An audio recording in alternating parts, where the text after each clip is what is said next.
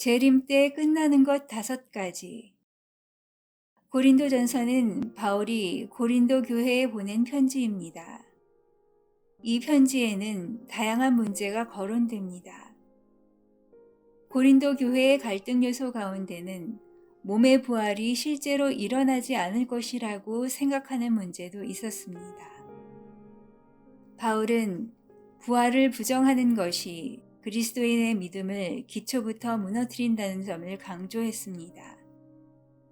고린도 전서에서 부활 문제에 대한 이야기를 이어가던 바울은 갑자기 이런 말을 합니다.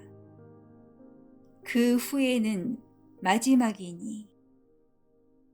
성경에서 마지막은 무엇을 의미할까요?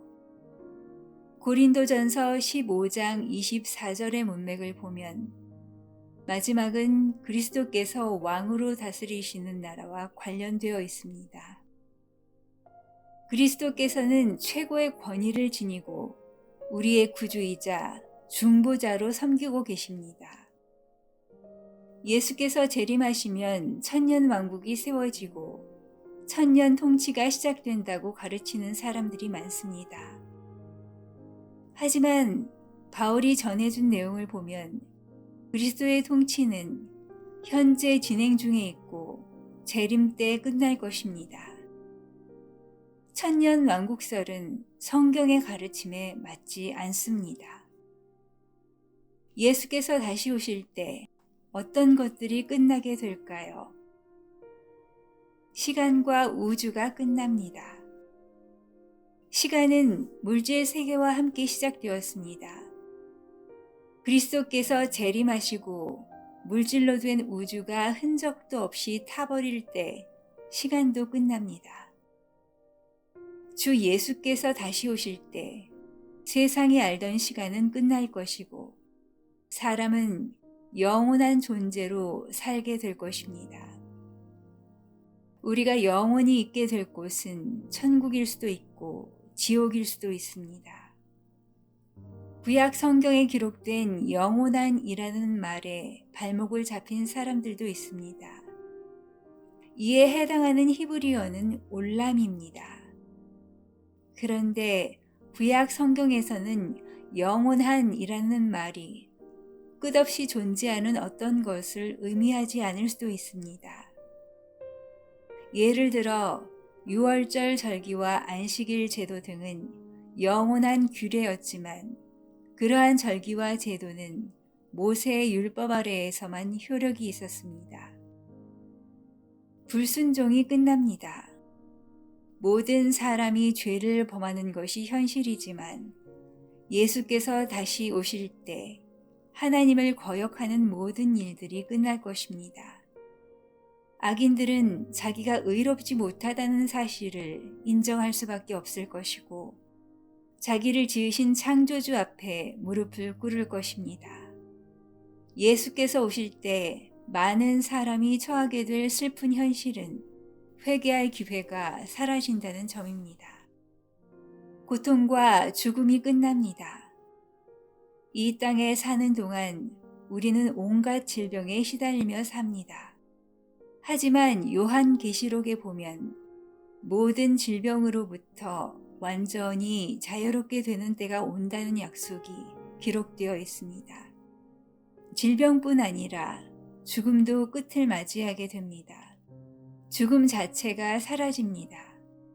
사망, 즉 죽음은 마지막에 멸망을 당할 원수입니다. 거짓 교리가 끝납니다.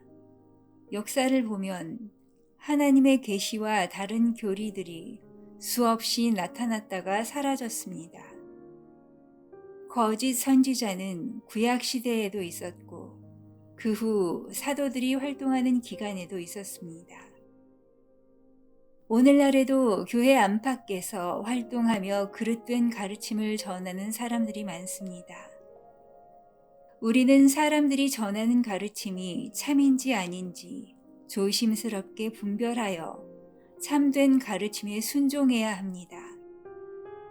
예수께서 다시 오실 때 진리를 믿지 않고 불의를 좋아하는 사람들에게 무서운 심판이 내려질 것입니다.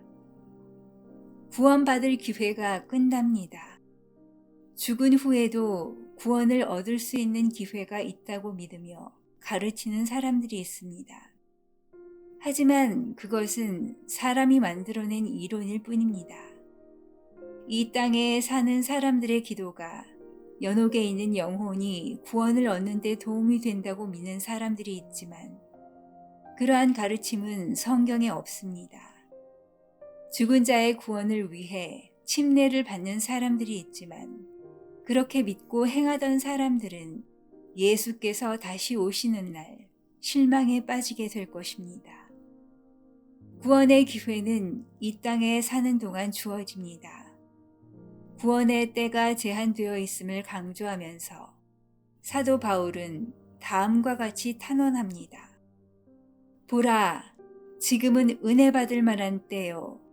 보라, 지금은 구원의 날이로다. 히브리서에서는 다음과 같이 분명히 선언합니다. 사람이 한 번 죽는 것은 정해진 일이요. 그 뒤에는 심판이 있습니다. 고린도 전서에서 마지막이라고 부르는 때가 옵니다. 그리스도께서 통치하시는 이 상황이 끝나면서 많은 것들이 끝을 맞이할 것입니다. 하지만 하나님께서 다스리시는 천국은 영원히 계속될 것입니다.